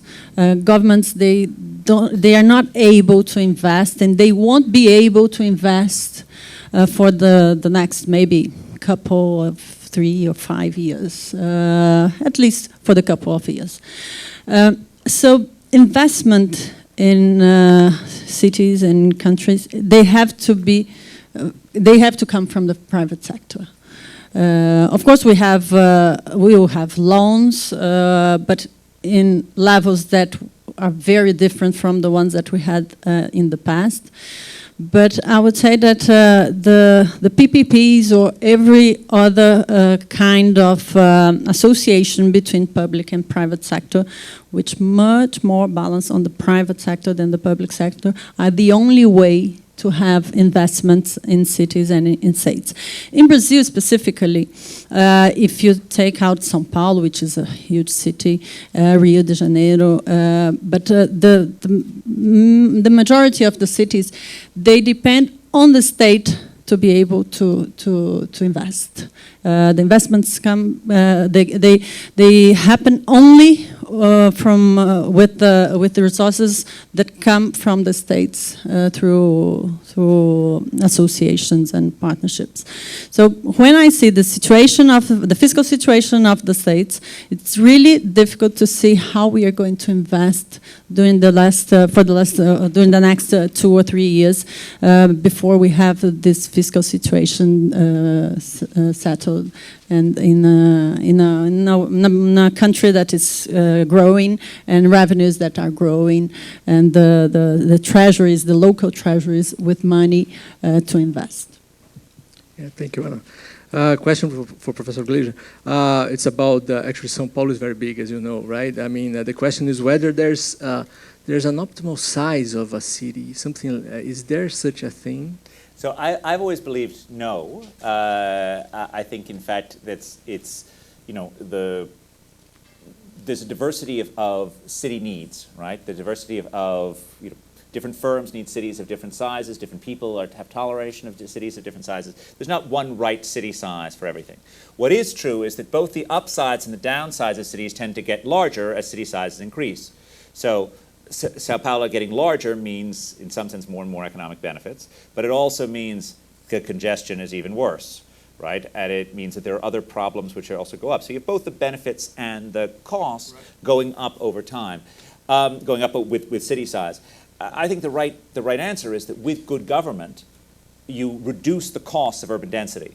So essentially, if you had a government as effective and competent as Singapore's, right, I think you could basically tolerate almost any size of urbanity, right? You would have congestion pricing, you would have excellent public transportation, you'd have tall towers that were close enough to enable pedestrian contact, right? If you had enough wealth and competence, you could do almost anything. In places that are considerably less so, like my own country, the costs of density become much more severe.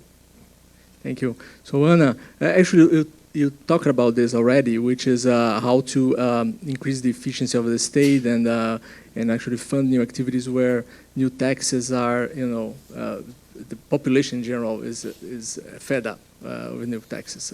Actually, proposals to raise taxes, etc.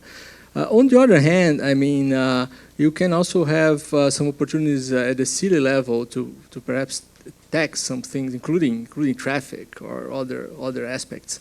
I mean, do you think this could be a potential source of revenue, or taxing other types of things that create negative externalities or something? Sérgio, I have a very radical position in terms of taxing, of increasing taxes, because I think that there's so much place for improving efficiency that we have to focus on that, on cutting costs and being more efficient.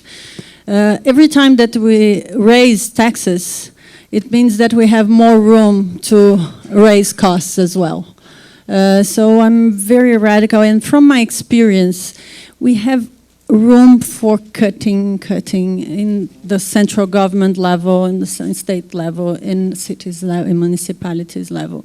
So I really don't think that raising taxes in Brazil, at least, is what we need now, because we really have to focus on efficiency and cutting costs, and we have places, we have room for that. If I thought that, we've done a lot, there's no place, no room, but it's not the case. In the 3 levels of government, I'm pretty confident that we have room for that. So it's not a good idea, in my opinion, to raise taxes, to increase taxes, because it would give us some relief that it's not very, it's not a good idea at this moment. But surely there is a case for rethinking the structure of the taxes that you do. For sure, right. for sure, certainly, because there is our tax system is crazy. It's completely crazy. In which sense?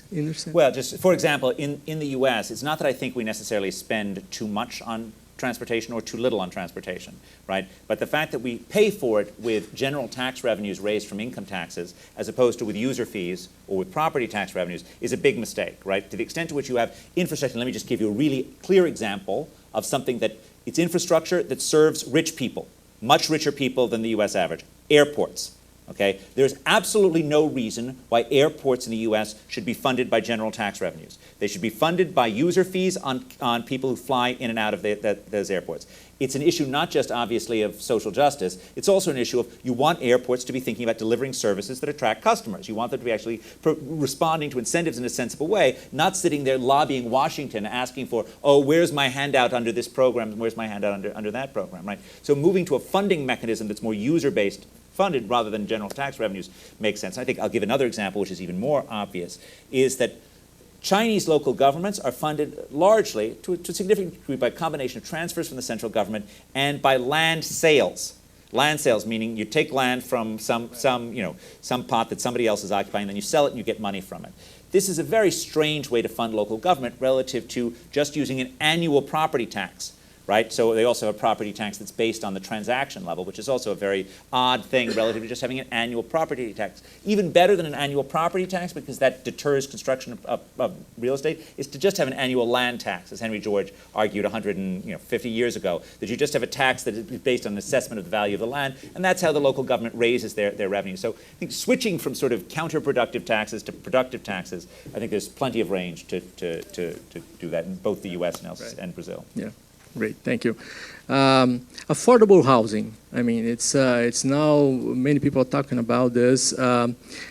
Is this a solution? How to fund it? I mean, is there any role for subsidies or something along those lines? So, let me share with you the experience that we have in Goiás of a social housing program. And now the federal government is going to launch something similar. In Goiás, we have, I don't know how to say it in English, crédito outorgado, which is it's uma isenção tributária. It's something that someone, a tax yes, but let me try to explain the program in English. Actually, a poor person comes to the state and we give them a check that he can go to a store of material de construção. Right, got it, I got it. Materials, construction materials. Yes, okay. Construction material. And he pays with that. With that check, the store can have a rebate in its taxes, the taxes that it has to pay to the state. So first of all, this works very well because it goes directly to the person that is going to use it. Second, it's something that it has a very high priority in the budget because it's something that this revenue doesn't even come to my cash flow. It doesn't come to the treasury because it's just a deduction. So it has a very high priority because it comes even before all other costs that the state has to do, and the value is very low. So you can give it to a very low class, but it's very spread, and we can see nowadays, if you travel in the interior of Goiás, you see how much this program improved the conditions of the housing of those low-income people. So it works very well, and now the central government is going to launch something very, very similar. It's an interesting program. I mean, it'd be great to see something that was a good thing for any researchers here to actually figure out how to evaluate the treatment effect of this thing. It'd be nice to see. One of the things I worry about affordable housing programs is that real affordability means that anyone can walk into a city and find an apartment to rent or buy that is not egregiously expensive. Real affordability does not mean that there is a small set of people who happen to have gotten lucky enough to get affordable apartments. And I worry that the focus on affordable units takes the pinch off politicians for actually promoting real affordability. So my own hometown in Massachusetts, maybe 5 years ago, had a newspaper headline celebrating, all the local politicians were there, celebrating the creation of 2 affordable housing units. Two units. Okay, this was seen as being some huge triumph for them. They had provided 2 units, right? Demented, right? This is not any kind of solution for real affordability, and yet by creating the separate class, you create this way out, right? Ultimately, the goal has to be policies that are dedicated towards making things more affordable for everyone. I think there's no way to get around the fact that that means new supply. Again, probably the best way is to rethink the regulations that bind supply, but other things that are engaged like this sounds like also creative ways on the edges to try and make sure there's more supply being brought to market. We have a final question here. It's more political in a sense that sometimes mayors do good things for the city, and the population doesn't really recognize our policies that are sound economically, but particular groups will oppose them. I mean, so the political cycle and this political force tends to be a problem, or not? I mean, how do you see this and how to overcome this? That's a good question. Let me think what to say about that. I'll just say a few things. I mean, there are a couple of different ways of thinking about this, right? One of which is that what's politically possible changes over time. Right. So to take a very clear example, when Milton Friedman started talking about charter schools, essentially, competition among schools in the 1960s, he was seen as being a madman who was completely outside the stream of everything. He kept on talking about it for 35 years, and by the time he was done, America had a totally robust charter school movement. So in some sense, it's the job of us who are not in the business of getting elected to say things that we think are right in the hope of possibly changing things. Secondly, a lot of it depends upon the actual skills of the politician. So, and actually, it's worth a lot to have a politician who's able to convince the voters that what he's doing is for them. So I watched 2 mayors in New York and Boston both try to do things which I believe 100% were dedicated for the good of the citizenry, right? One of which, because he was clearly a man of the people, because he spoke in the people's accent, Tom Menino of Boston, right? He could build a shiny innovation district on the waterfront, and nobody doubted that Tom was doing that for the city, right? Nobody doubted that, like, he was speaking for them, he was one of them, and he wasn't doing it because he had any friends in the computer industry. Everybody knew he didn't have any friends in the computer industry. He didn't know how a computer worked, for goodness sakes, right? It wasn't going to be for them. Whereas Mike Bloomberg, right, even though he was motivated, I believe, by exactly the same desire to help poor New Yorkers, and did a lot of things for them, the moment you get on your private jet to Bermuda, right, all that is gone, right? The population immediately thinks that you're not doing it for them.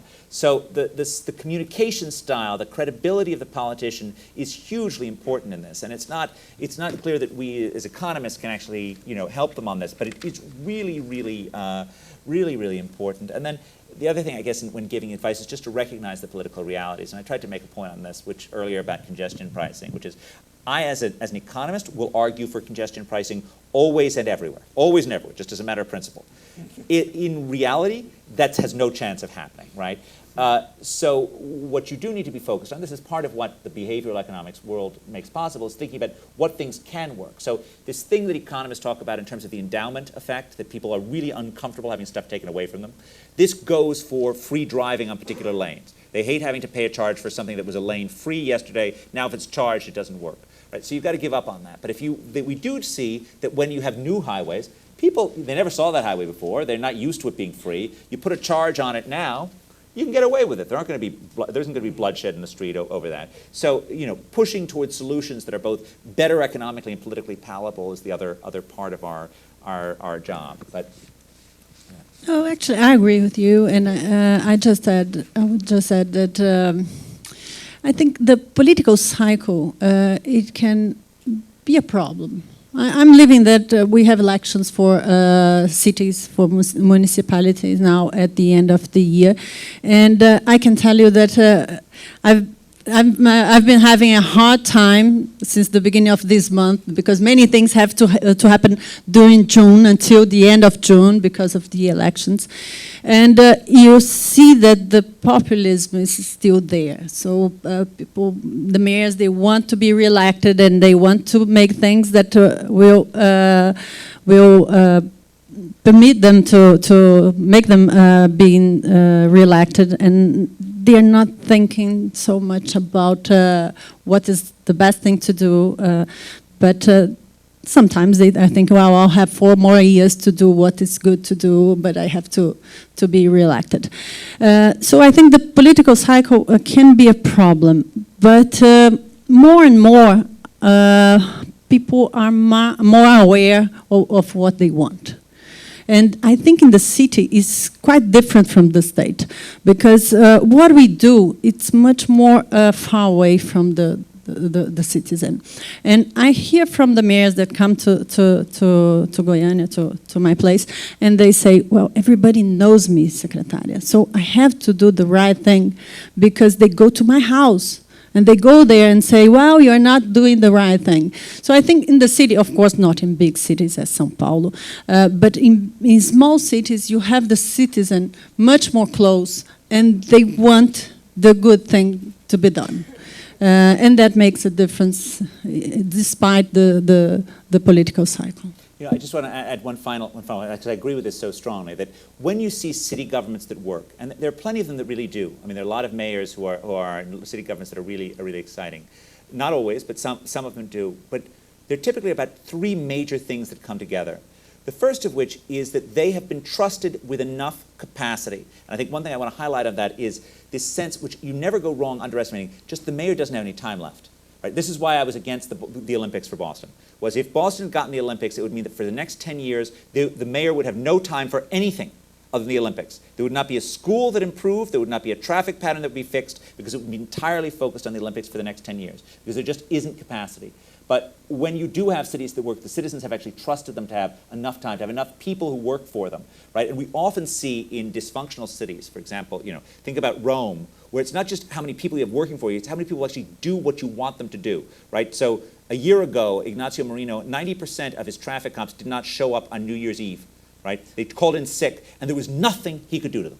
He could not fire them, he could not promote them, he had no power, he had no capacity whatsoever to push his employees. And that, you know, that need for capacity is really central. The second thing is the competition that works between cities.